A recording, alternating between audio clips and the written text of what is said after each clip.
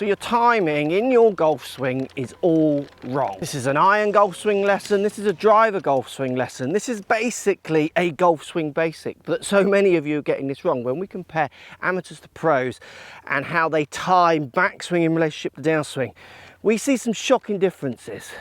To start, I'm going to show you the fault, the common fault that we see over and over again that we don't see from better players. Then I'm going to give you some drills to try and fix this idea of timing. And if you think about timing of obviously you trying to get control of how you deliver the face, also timing will affect how you move your body, the way it moves and the direction that it moves, because you've got loads of different segments moving. So you've got your knees, your hips, shoulders, chest, neck, hands, club face, grip, and everything's all moving. And they need to all kind of sync up. They need to work and be as one and sync for those lovely straight shots.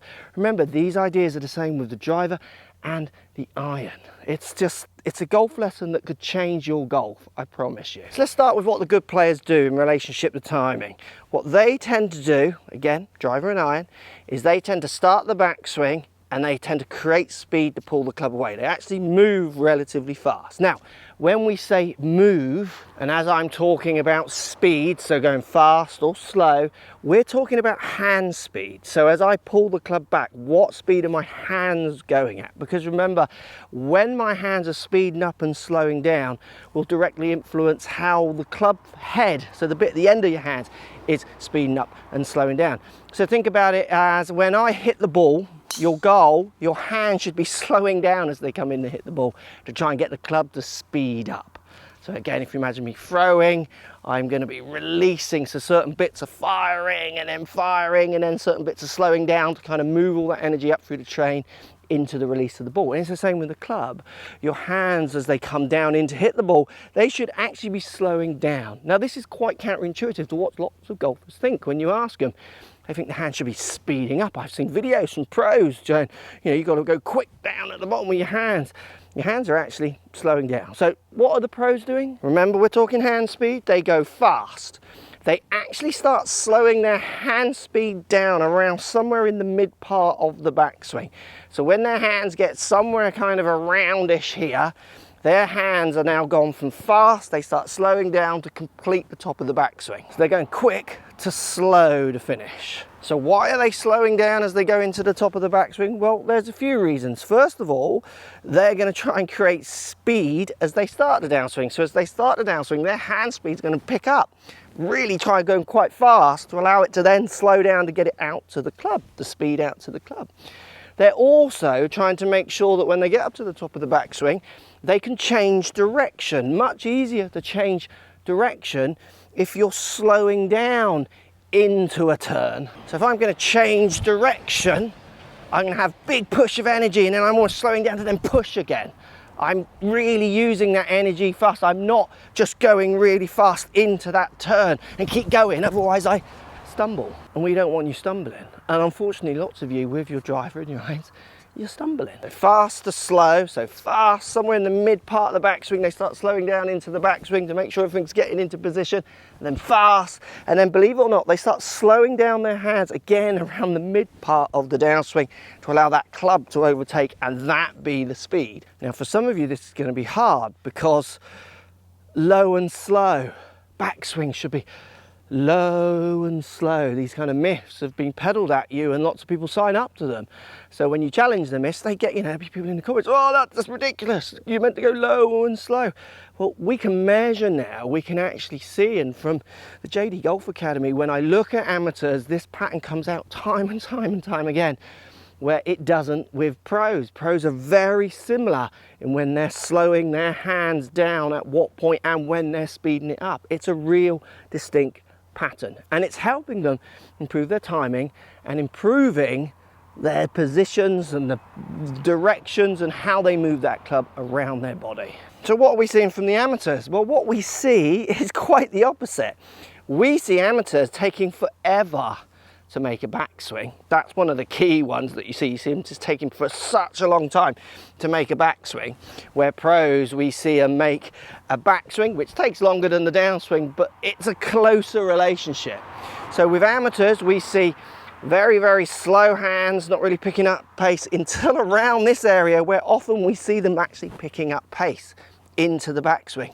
And the common faults with that, we see the kind of bouncing on the shoulder, the collapsing of the arms, which is so common. We see this kind of bounce where it all then changes direction because they get to the top and basically it's woo, they can't control the speed into that change of direction. They can't control the speed into their turns. And unfortunately, this is chain reacts, it follows through to the downswing and the follow through as well. So we see slow, speeding up, and then they start to slow down into this part of the downswing because they are actually absorbing all that energy. It's got a slow transition, and then as they come down into this midway part of the downswing, then we see them hand speed, sometimes speeding up. And this is disastrous for hitting slices, cuts, horrible strikes, because they're not doing this. They're actually moving their hands fast and the club's almost being kind of left behind, where the better players, the hands are slowing down because they're throwing it. They're literally whoosh, throwing that club out in front of them. So you can see how the timings for lots of golfers, and this is measured from everyday golfers, getting it wrong. This is very evident with beginner golfers. So if you're a beginner looking for a golf lesson, this is something you can be thinking about. If you're an accomplished golfer, we see it from 10 handicaps, 15 handicaps and upwards. You tend not to see it so much as you come down the handicaps. They get the timing much more in sync, and guess what? They tend to strike the ball as a general a lot better.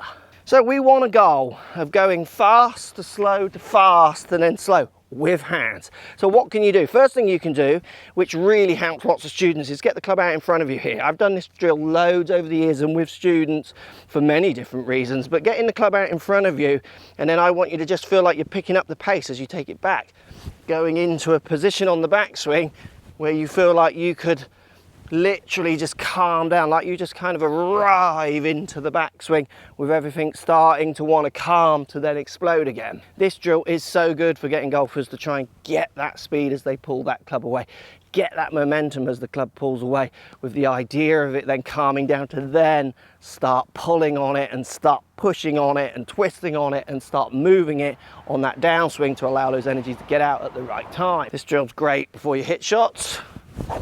It's good as a practice drill when you're at the range, in the garden, just swinging. It's really good for trying to get the pace of your hands moving early rather than from this static position.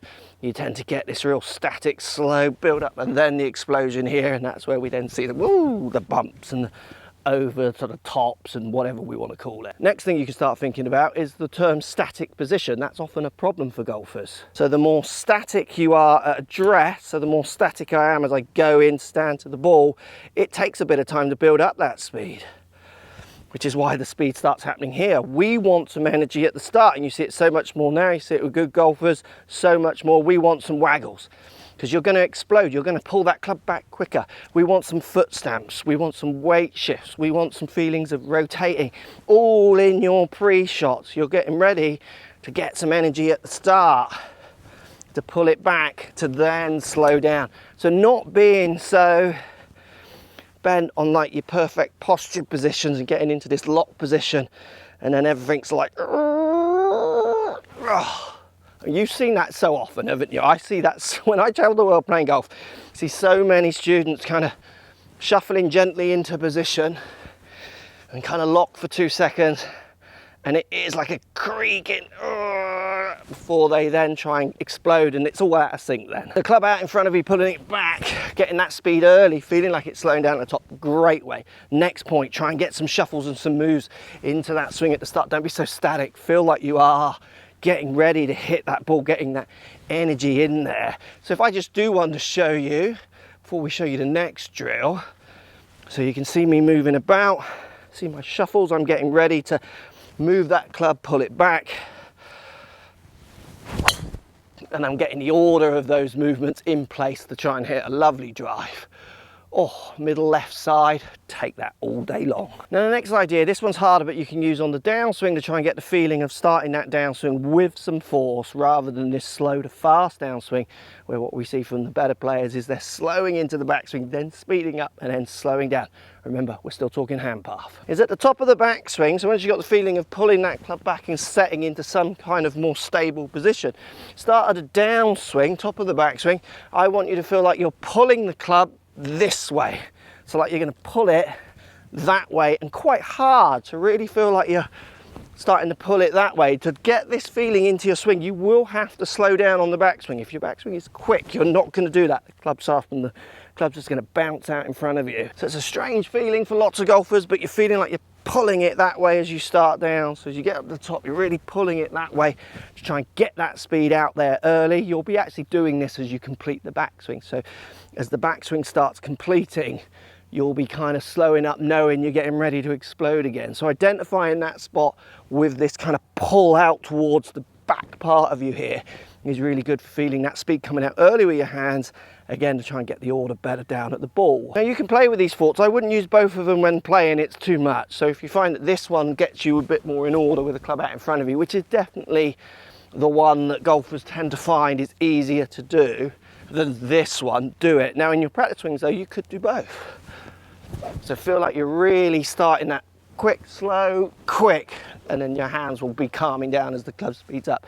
Try and blend the forks to work out what gives you the best shots over time, and that's the trick with any drill. You've got to kind of work with it. The drill is never the answer. The drill are suggestions to try and get the movement to work. Too many golfers come for lessons and think, I'll get some drills and I'll be better. No, it's how you apply those tools, drills. Like giving me a drill doesn't allow me to put up shells. I've still got to know what to do with it, what drill bit to put in, how to unscrew it, where to plug it in, is it battery? I need to know how to use that drill. The drill enables a task, and this is no different. So many golfers trying to get hold of coming less this way and more this way is actually built around their timing, way more than people understand. If you want to hit better drives like that one, I've got a video here that really goes into depth more of the backswing and the downswing with your driver to help you hit better drives.